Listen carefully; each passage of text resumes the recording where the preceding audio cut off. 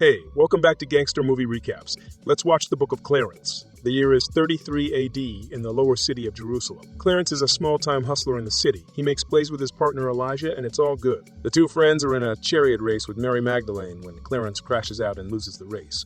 The horses and carriage belong to a boss in the city, Jedidiah the Terrible. He has goons and a harem of girls. Jedidiah tells Clarence that he'll kill him in 2 days if he can't pay him back for the horses and chariot. He doesn't care that Clarence is madly in love with his sister Varinia.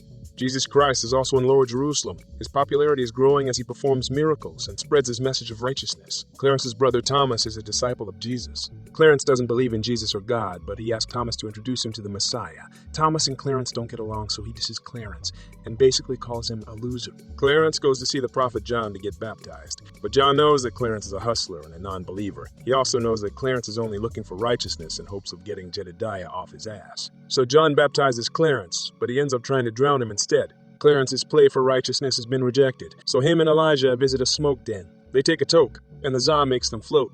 Suddenly he gets an idea to become the 13th disciple of Jesus. He goes back to his brother Thomas to get on with the disciples. Thomas again says no, but Judas Iscariot chimes in. He tells Clarence that he can be down with the disciples if he frees a group of gladiator slaves from their warrior slave owner. Then the disciples argue. Clarence goes to free the slaves from Asher the torturer. Clarence says that Jesus sent him. After some consideration, Asher basically says that he doesn't give a damn. Then he changes his mind and challenges Clarence to fight his best warrior, Barabbas. He's undefeated and claims to be immortal. Having no other choice, Clarence accepts the challenge.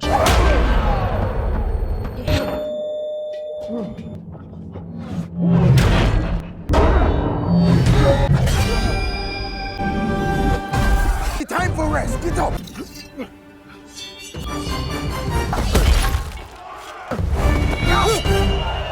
And after a few dope moves, he wins Barabbas' freedom.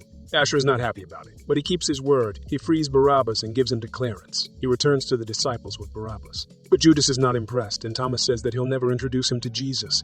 Clarence says that knowledge is stronger than belief. He says that there is no God, and that the disciples are all either liars or fools. As they ride, Clarence gets an idea to become the new Messiah and be a prophet for profit. What, nigga? First, he does his research by visiting Jesus' mother Mary, hoping to learn how Jesus does his miracles. Mary says that Jesus has been performing miracles since he was a kid, but Clarence insists it's all gimmicks and tricks. Plus, he can't get over how Mary claims she got pregnant. Joseph co-signs as Mary nervously explains her conception. Clarence looks at Joseph like he's a sucker. Clarence starts his church. He uses Elijah to stage miracles. He heals him from being blind and crippled. He even raises Elijah from the dead. Elijah. His sermons get better, and the crowd starts to grow. He tells the people that knowledge is stronger than belief. The people like the message, and they're easily amazed by the fake miracles. So the money pours in. Clarence boldly claims that he's the new Messiah. He warns the people about false prophets. Clarence has the money to pay back Jedidiah now, but he starts feeling guilty after he gets confronted by Thomas. So he returns to Asher and buys the freedom of all the gladiators instead of paying Jedidiah back. Then Clarence's reputation as the Messiah grows. Later on, Mary Magdalene is about to be stoned. She's a whore being accused of letting the Romans hit. Elijah is secretly in love with Mary, so he tries to intervene. But then, Jesus Christ hits the scene. Elijah watches in amazement as Jesus quickly gets the set in check. He heals Mary's wounds and breaks her chain. Elijah excitedly goes to tell Clarence, but Clarence is still not impressed. He's won Varinia, so he's chilling and celebrating as the new Messiah. If you're enjoying so far, then let me know and help the channel grow by liking and subscribing to get more gangster movie recaps. But not everyone is happy about his success. Judas is working with the Romans. He tells them that Clarence is a Messiah, and as Jedidiah is preparing to bust Clarence's head for the money that he owes, the Romans hit the scene and break it up. Clarence gets arrested. Jedidiah tries to take up for Clarence, but the Romans aren't trying to hear it. They threaten to kill Varinia. He's taken to Pontius Pilate. Clarence immediately admits that he's no Messiah, and that his whole ministry is for fraud. But Pilate doesn't believe him. He demands that Clarence proves himself by walking on water. But Clarence can't swim, so he desperately tries to convince Pilate that he's not the Messiah. But Clarence is just as confused as Pilate when he miraculously walks on the water.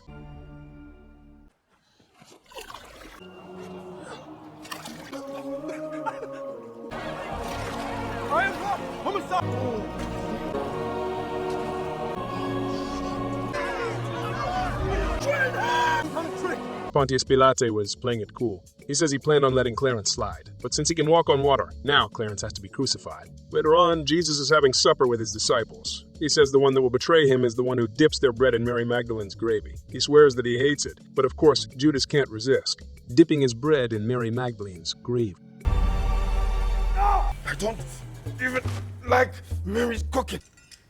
And wants to confess.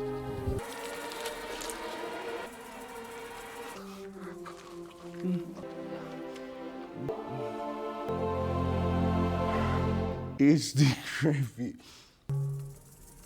As Jesus and Mary are walking through town, he sees a beggar. Jesus blesses the man and gives him abundant coins. The man gets clean and hits the town to celebrate his new life. To the Romans and the people of Jerusalem, he definitely looks like a Messiah. Pontius Pilate says that he likes Clarence. He offers him 30 pieces of silver and his freedom if he gives up Jesus, but Clarence refuses. So Pilate sends him off to the cross. His loved ones and his supporters watch helplessly as the Romans beat him, while Clarence painfully carries his cross. Even his enemy, Cabbage, tries to come to his aid. Cabbage tells Clarence that because of his teaching, people have learned. Mary Magdalene prays for Clarence repeatedly as Jesus reveals to the disciples that he's next to be crucified because Judas will give Jesus up for the 30 pieces of silver. Clarence is lifted up on the cross. He looks at the crowd of people and prays for the Lord to forgive them. But the beggar is on the cross next to him. He also looks on the people and prays that the Lord kills them all, especially the guy painting his portrait. Clarence says that most people spend their lives not knowing what they're doing, and by the time they figure it out, it's too late. The beggar says that he's witnessed the cruelty and selfishness of man all his life. Clarence apologizes for being one of those men in the past. He says that he's been a victim of his own ignorance, and now he knows that people need enlightenment, not punishment. The beggar says,